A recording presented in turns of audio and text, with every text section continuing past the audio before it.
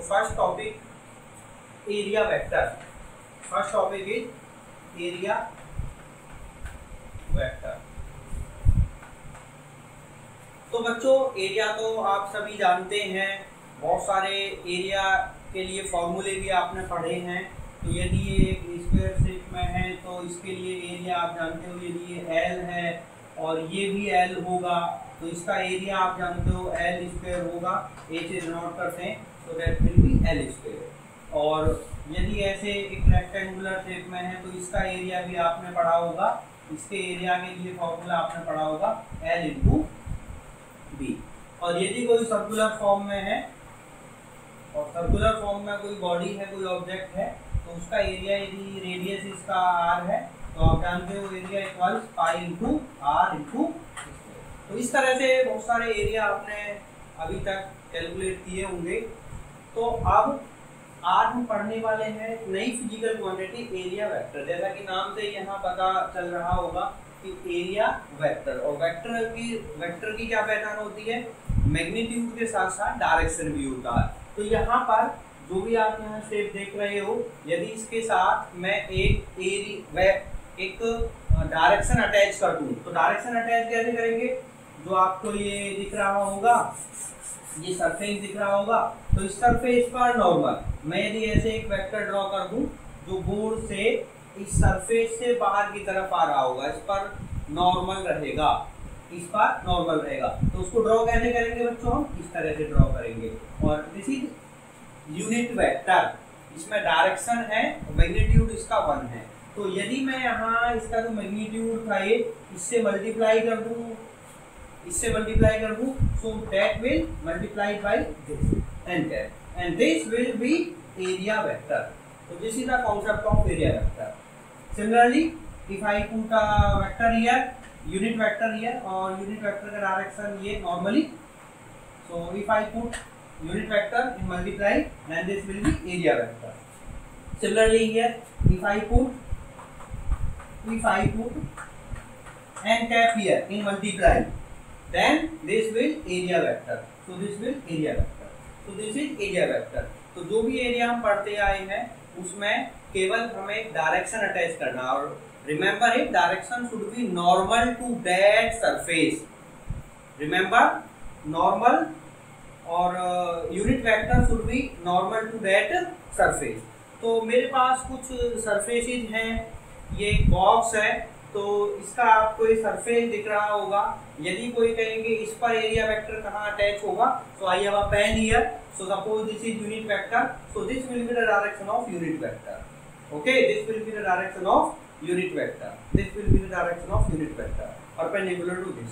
एक सरफेस आपको ये भी दिख रहा होगा। कोई यदि पूछे कि इसका एरिया वेक्टर का डायरेक्शन कहाँ होगा, एरिया इज दिस, और डायरेक्शन क्या होगा इसका, तो हम इस पर भी एक नॉर्मल अटैच करेंगे ऐसे। So that will be the direction of area vector. So this unit vector makes this area vector, makes this area or convert this area into area vector. So this is area vector. So generally we can write area vector equals A into n cap. This is magnitude, and this is direction. Okay, this is direction. So this is area vector. The next topic is electric flux. Electric flux.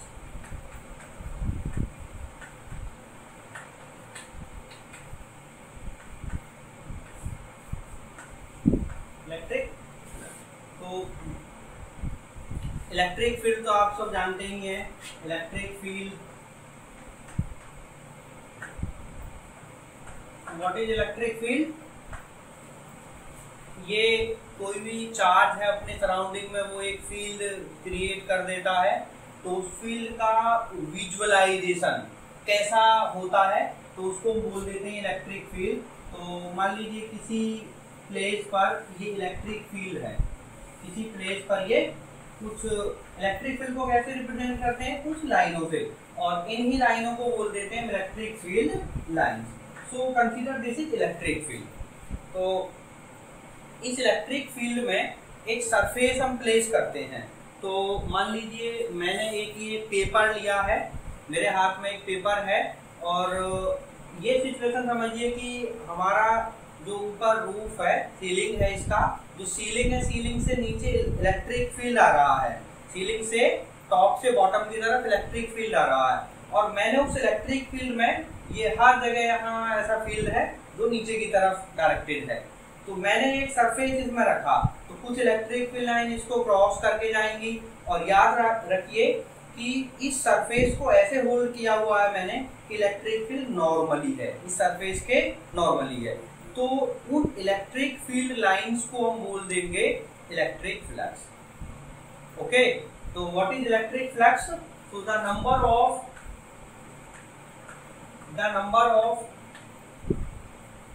electric field lines, the number of electric field lines crossing an area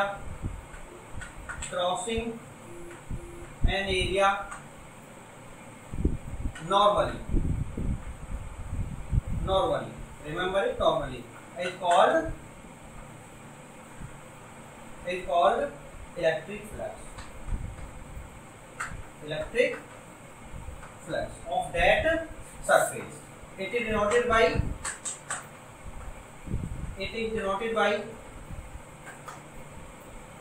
phi, or you can write E here, E for electric flux, क्योंकि आगे हम आने वाले chapters में magnetic flux भी पढ़ेंगे तो बड़ा कंफ्यूजन हो जाएगा। तो you can put E here, so phi E, or you can write only phi. So phi or phi E is the symbol for electric flux. So since it is a number of electric field lines, so it is a scalar quantity.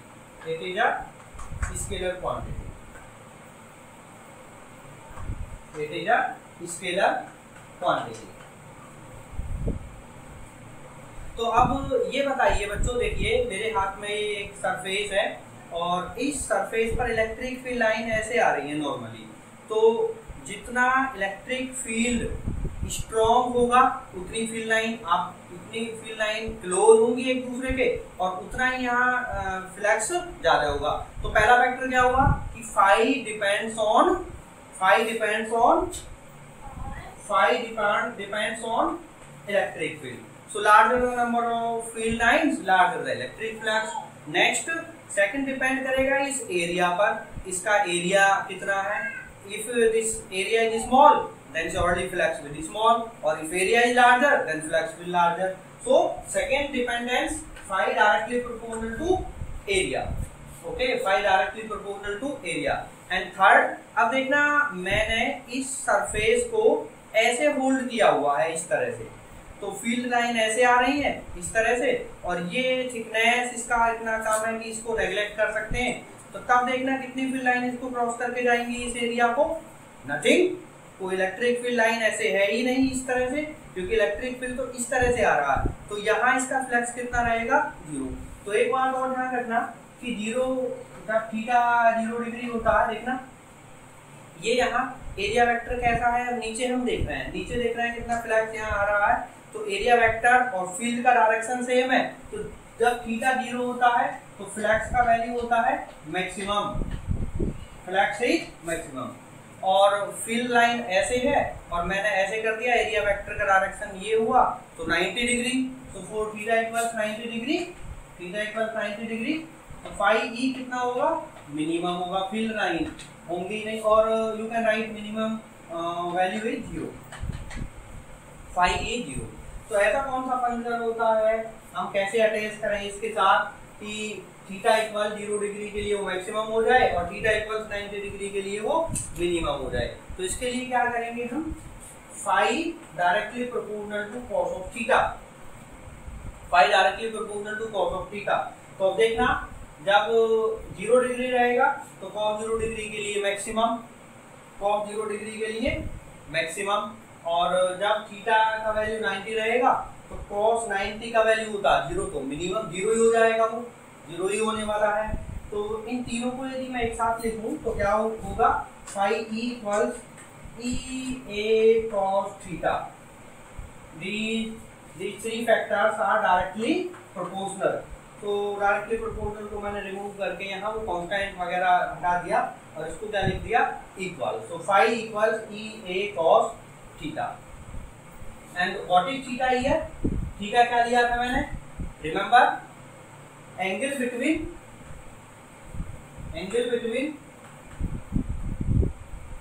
किसके बीच का angle है? Electric field and area vector. Electric field and area vector. So phi equals, I can write this expression into another way, and that is E dot A. So phi equals E dot A. Since A dot B क्या होता है? A B cos theta. So E dot A equals E A cos theta. तो कभी-कभी कुछ books में आप देखोगे यहाँ H लिखा हुआ है, H for surface area. तो जो surface है उसके लिए if I replace this A by S, then you will get this formula. So this is the surface which is held, जो अभी मैंने बताया इलेक्ट्रिक फील्ड में हेल्ड किया हुआ है, and this is E electric field and that area vector is A. area vector A. तो ये ऐसे रखा हुआ है, तो एरिया वेक्टर का भी डायरेक्शन यही है, E का डायरेक्शन यही है, then flux will be maximum. और यदि हम 90 डिग्री करते हैं, 90 डिग्री कब होगा? जब एरिया वेक्टर इलेक्ट्रिक फील्ड ऐसा, एरिया वेक्टर ऐसे हो जाए, तो ऐसे रखना पड़ेगा मुझे सरफेस, जैसे बोर्ड का प्लेन है तो इलेक्ट्रिक फील्ड ऐसे जा रहा है और सरफेस एरिया ऐसे है, so then flux will be 0. For 90 degree flux will 0. So if I replace this S, then this formula phi equals E dot S, and S is vector here. So for angle, if this has some angle, then one can write E S cos of theta. E S cos of theta. If the surface makes or S makes some angle with A, then this formula will work. And if both have in same direction, then this formula will work. Next, if field is non-uniform,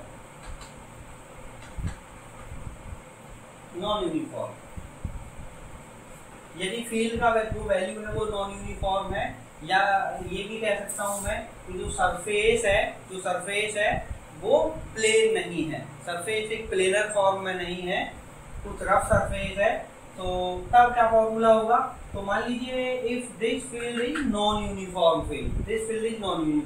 then field here at each local point field value will differ. तो अलग अलग field value होगी, तो उसके लिए मैं क्या करूंगा, एक बहुत छोटा सा एरिया यहाँ मैं लेता हूँ, और ऐसा एरिया मैंने यहाँ पर इस पर लिया है कि at least in this area field is constant.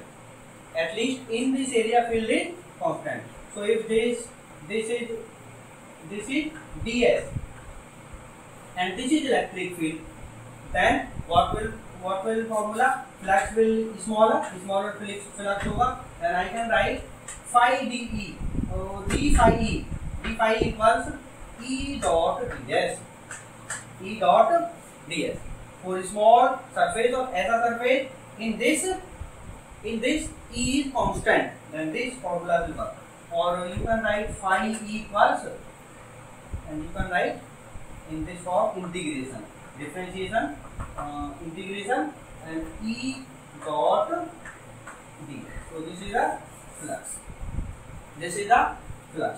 And for closed surface, for example ये हमारा जो रूम है, क्लासरूम है, तो ऐसा सरफेस हो तो क्लोज हो, तो उसके फ्लक्स कितना देखेंगे हम, तो उसके लिए इस तरह से सिंबल यूज करेंगे, that is for closed surface. If this integration is used, that is open surface, एक surface, and if this is used, then close surface. So E dot ds. So that will the mathematical form of this electric flux. Now I will discuss unit of electric flux. So unit So what is phi E? Phi E equals, I have write here, E into area, surface area. So unit equals, what is unit of E? Unit of E Newton per Coulomb. Newton per Coulomb. And what is the unit of a surface area? Meter square. So one can write in this form, Newton meter square per Coulomb is the unit, and this is SI unit. This is SI unit of electric flux. And we have another SI unit, another SI unit. So the unit of E in next chapter, जो chapter second है, तो उसमें हम E का एक नया unit वहाँ पढ़ेंगे, and that is volt per meter. So unit of E is volt per meter. I will discuss this unit in next chapter. And into for surface it is meter square. So that will voltmeter. So voltmeter is another SI unit. Remember, it is another SI unit of electric flux. So we have two units for electric flux. Next, dimensions.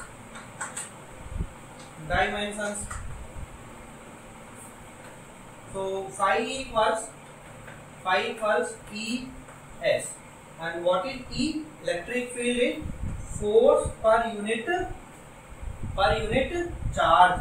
So Q into S, and you know this is a symbol for dimensions. Equal dimensions of this electric flux equal dimensions of force M L T minus 2. This is the dimensional formula for force, and for surface area L2, and for Q A into T. So what will this M and L3, okay, L3, T minus 3 and A minus 1. So it is, I am repeating again, M power 1, L3, T minus 3, A minus 1. So this is dimensional formula. और इसके बाद एक और physical quantity है solid angle.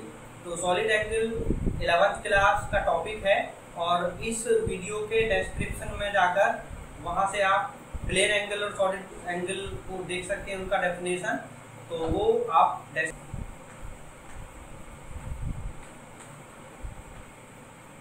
Gauss law. तो statement है,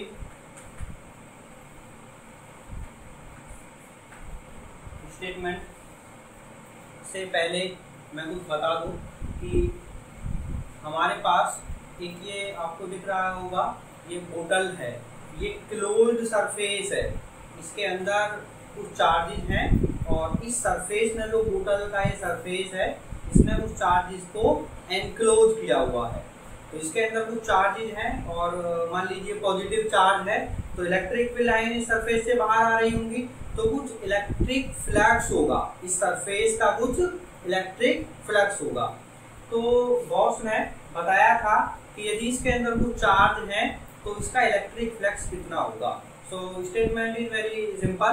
तो Gauss ने बताया कि किसी भी क्लोज सरफेस के अंदर यदि कोई चार्ज है तो उस सरफेस का इलेक्ट्रिक फ्लक्स होता है, इसके अंदर जो चार्ज है उसमें डिवाइड कर दीजिए एप्सिलॉन नॉट से.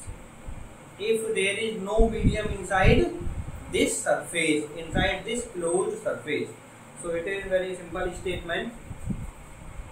The electric flux of a closed surface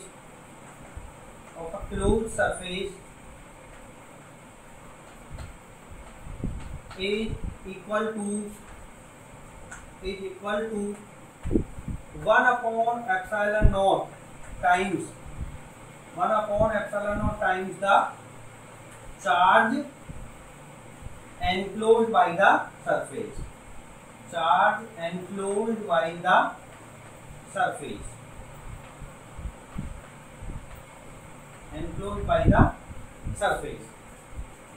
So mathematically, electric flux is denoted by phi E, and this is for closed surface, So E dot ds equals, and what will this, according to this statement, 1 upon epsilon naught times the total charge enclosed by the closed surface. So I am writing QEN for charge enclosed by that Gaussian surface. जो surface है उसको भी Gauss law हम पढ़ रहे हैं. So surface is known as Gaussian surface. So this is the charge enclosed by that surface, that Gaussian surface, divided by epsilon naught will give you electric flux of that closed surface. So proof of this Gauss law. So I am taking very simple case. ये किसी भी surface के लिए true होता है, but I am taking this spherical surface, and consider charge is placed at its center, and charge Q is placed at its center of spherical surface. एक spherical surface है और वहाँ रखा हुआ सेंटर पर चार्ज Q, और यहाँ एक पॉइंट मैंने लिया, दिस पॉइंट इज P. तो इसको क्लोज करता हुआ मैंने एक ये एरिया लिया, दिस इज एरिया. इस सरफेस पर मैंने ये एरिया लिया जो इस पॉइंट P को एनक्लोज किए हुए है, और this will radius of this spherical shell. So what will electric field at point P? Electric field at point P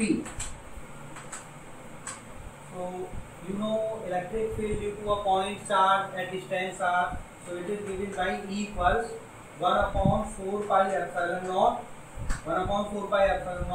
and Q over r square.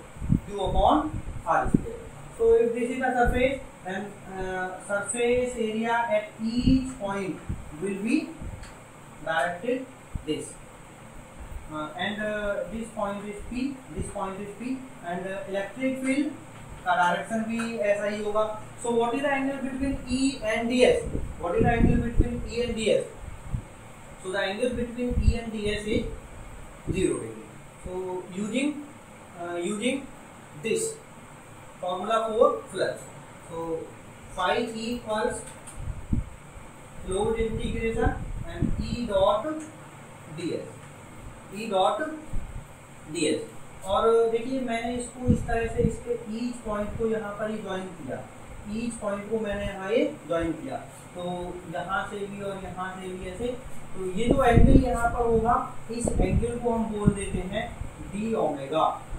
This is D omega. तो मैंने इस video के description में एक link डाला हुआ है, और वहाँ से देख सकते हो इसका मीनिंग, क्या मीनिंग होता है. सो E dot D S, so phi E equals closed surface, and what is E dot ds? So angle is 0 degree, so I can write E ds equals phi, and E, what is E? 1 upon 4 pi epsilon naught and Q upon r square. This is E, and what is the value of ds? So I am writing ds, only ds. So equals I am taking outside 4 pi epsilon naught. So Q upon 4 pi epsilon naught is outside, and this is ds over r square. So this much ds upon r square is solid angle d omega. It is d omega, and for whole surface पूरे इसके लिए this value becomes 4 pi. So phi equals Q upon 4 pi epsilon naught into, and this becomes 4 pi. So 4 pi cancels 4 pi, and phi equals Q upon epsilon naught. So this is the proof of Gauss law, and in next class I will take some application of this Gauss law. कुछ ऐसी surface जिनका electric field find out करना काफी typical होता है. Typical surface के लिए typical situation में हम कैसे इस गॉस लॉ का यूज करके इलेक्ट्रिक फील्ड को कैलकुलेट कर सकते हैं. So I will discuss in next class.